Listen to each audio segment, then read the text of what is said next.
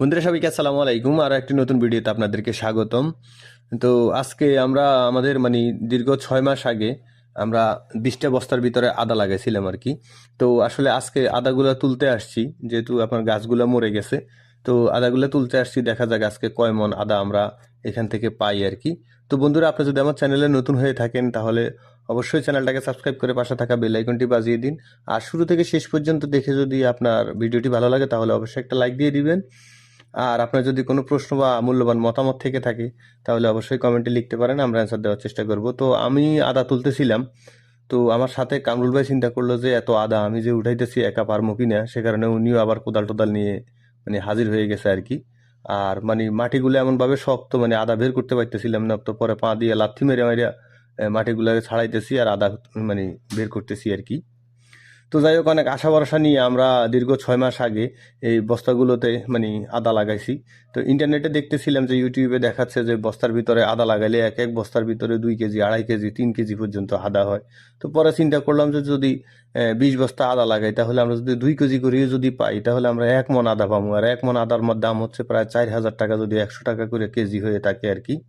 তো এই কারণে আমরা বস্তার ভিতরে ছাই দিছিলাম, তারপর হচ্ছে বালি দিছি, সার দিছি, গোবর সার দিছি, দিয়ে 20টা বস্তা রেডি করে এরপরে দিয়ে আমরা দীর্ঘ 6 মাস পর্যন্ত এই বস্তাগুলোরে এভাবে রাইখে দিছি। তো এটা করার সময় আমাদের ধরেন কামরুল ভাইয়ের প্রায় প্রায় হাফ বেলা গেছে। তো আবার আমাদের খামারে আরেকজন ছিল সাইদুল ভাই, উনি আর আমি মিলে ধরেন আমাদের আরো 2 ঘন্টা সময় গেছে। আমরা বস্তাগুলো রাইনে দিছি, সাজাই দিছি, উনি আবার লাগাইছে। তো যাই হোক, আমরা এখানে প্রায় 900 গ্রামের মতো এই 20 বস্তার ভিতরে সার দিছিলাম, 3 পদের সার মিলাইয়া।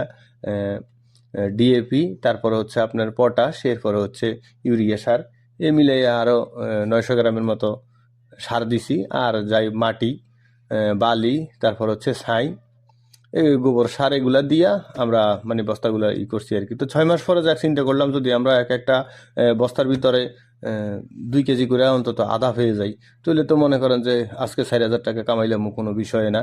তো আমিও আবার বিশাল এক বালতি নিয়ে চলে আইছি যে আদাগুলো আজকে উঠাইতে হবে।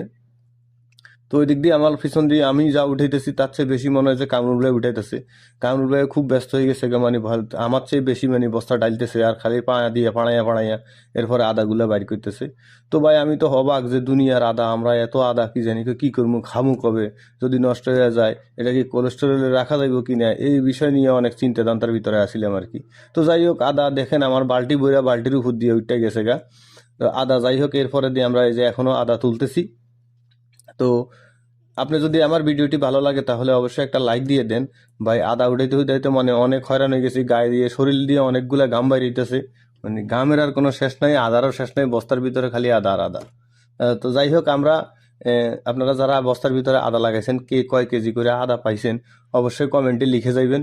আর যদি আমাদের আদাগুলো দেখে আপনাদের ভালো লাগে তাহলে একটা লাইক দিয়ে দিবেন ইনশাআল্লাহ। আমার হাসি আসতেছে, দুঃখ লাগতেছে আর কি। তো শেষ পর্যায়ে আমরা বলে দিব আর কি যে আসলে আমরা এই 20 বস্তা থেকে কয় মন আদা পাইছি। শেষ পর্যন্ত আমাদের সাথেই থাকবেন, ভিডিওটা রাইখে দিয়ে চলে যাবেন না।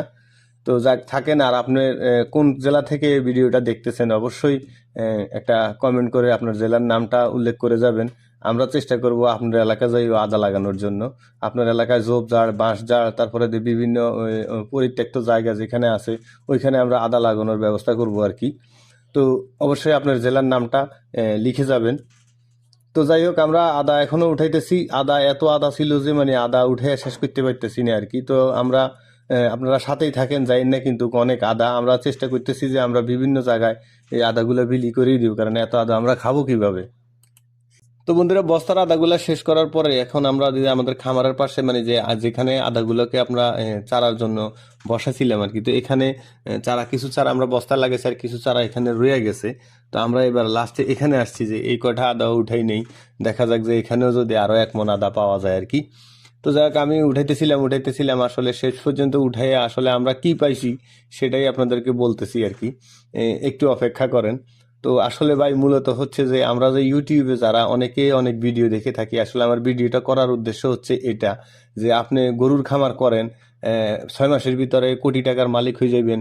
বা একজন একটা গরু দিয়ে খামার শুরু করছে, এরপরে আজকে কোটি টাকার মালিক। হ্যাঁ, একটা 5টা গাভী দিয়ে খামার শুরু করে আজকে তার খামারে 250 গরু। মূলত হচ্ছে যে সে কি পরিশ্রম করছে আর কিভাবে কাজ করে যে 250 গরু বানাইছে, আর ওই 5টা গরু দিয়েই কি সঠিকভাবে 250 গরু করছে কিনা, এই বিষয়গুলো কিন্তু আমরা জানি না। আর এই কারণে আমরা হুতাশ হয়ে অনেকেই যারা খামার সম্পর্কে কিছু বুঝি না, তারা আপনার এই যে গরুর খামার করার জন্য মানে পাগল হয়ে যায়। কিছু নাই বুঝে মানে যেন তেন গরু টরু নিয়ে আইসা একবারে হুলুস্তুর করিয়া শেষ পর্যন্ত আমরা লস টস খেয়ে মানে এই সেক্টর থেকে বাদ হয়ে যায়। আর সবার কাছে বলি যে এই সেক্টরে আসলে কিছুই নেই। একটা কথা মনে রাখবেন ভাই, আপনি যদি একটা মানুষ যদি আপনার 500 টাকার বাদাম বিক্রি করে, মানে 500 টাকার বাদাম কিনে বিক্রি করে সারাদিনে 500 টাকা ইনকাম করতে পারে, সেক্ষেত্রে আপনি লক্ষ লক্ষ টাকায় ইনভেস্ট করে কেন ইনকাম করতে পারবেন না? এটাই আমার প্রশ্ন। কারণ হচ্ছে কি, এখানে আমাদের অনেকগুলো ভুল থাকে, যে ভুলগুলো আমরা নিজেরা ধরতে পারি না। আর এক একজন এক এক ইউটিউবারের এক এক মানে খামারের সিস্টেম দেখে আমরা আমাদের খামারে অ্যাপ্লাই করতে থাকি, কিন্তু শেষ পর্যন্ত আমরা হতাশ হইতে হয় আর কি। মূলত আমার ভিডিওটা করার উদ্দেশ্য এটাই। তো আসলে আমরা কয় মন আদা পাইছি সেটাই আপনাকে বলি। এই 20 বস্তা আর এখানে যে কয়টা ছিল সব মিলে আমরা 5 কেজিরও কম আদা পাইছি। তো বুঝেন যে বস্তার ভিতরে মানে 2 কেজি, 2.5 কেজি, 3 কেজি আদা কিভাবে সম্ভব? হ্যাঁ, হয়তোবা আমাদের ভুল হইতে পারে, আমরা হয়তো ওইভাবে করতে পারি না কারণ আমরা নতুন ছিলাম। কিন্তু তারপরে তো অন্তত যদি আপনার 3 কেজি হয়ে থাকে, আমার 1 কেজি আদা হবে। বিশ্বাস করেন এক একটা বস্তাতে 200 গ্রাম আদাও আমরা পাই নাই, যেটা বাস্তব কথা। তো যারা আসলে খামার করবেন বা ছাগলের খামার করেন, গরুর খামার করেন, মুরগির খামার করেন, এটার বিষয়ে সম্পূর্ণ ডিটেলস জেনে, যেহেতু আপনি ইনভেস্ট করবেন, বিজনেস করবেন, ব্যবসা করবেন, তো হুতাশ হয়ে মানে অতি আবেগী হয়ে এই কাজগুলা করতে যাবেন না। কারণ এই কাজগুলা করতে গেলে আপনার লসও আছে, লাভও আছে। যেমন ইনভেস্ট বেশি, তেমন লাভও বেশি, আবার লসও বেশি। তো এই বিষয়টা মাথায় রাখে অবশ্যই খামার করার সিদ্ধান্ত করবেন, সিদ্ধান্ত নিবেন। আর ম্যানেজমেন্টটা শক্ত হাতে কি জানি বলে মানে করবেন আর কি। কারণ আপনার ম্যানেজমেন্টের কারণে সবচেয়ে বেশি ক্ষতিগ্রস্ত হবেন আপনি, যদি আপনার ম্যানেজমেন্টটা লুজ থাকে। তো আশা করি আমরা আমাদের মিনিমাম 15,000 সাবস্ক্রাইবার হওয়ার পরে আমরা আমাদের কন্ট্যাক্ট নাম্বার আপনাদের সাথে শেয়ার করব। যে কোনো সময় যে কোনো সমস্যার কারণে আপনি আমাদের সরাসরি কল দিতে পারবেন। আমরা চেষ্টা করব আপনার ওই সমস্যার সমাধান করার জন্য। তো ভালো থাকবেন, সুস্থ থাকবেন সবাই। এতক্ষণ ভিডিওটি দেখার জন্য অসংখ্য ধন্যবাদ। আর যদি চ্যানেলে নতুন হয়ে থাকেন অবশ্যই চ্যানেলটাকে সাবস্ক্রাইব করে দিবেন।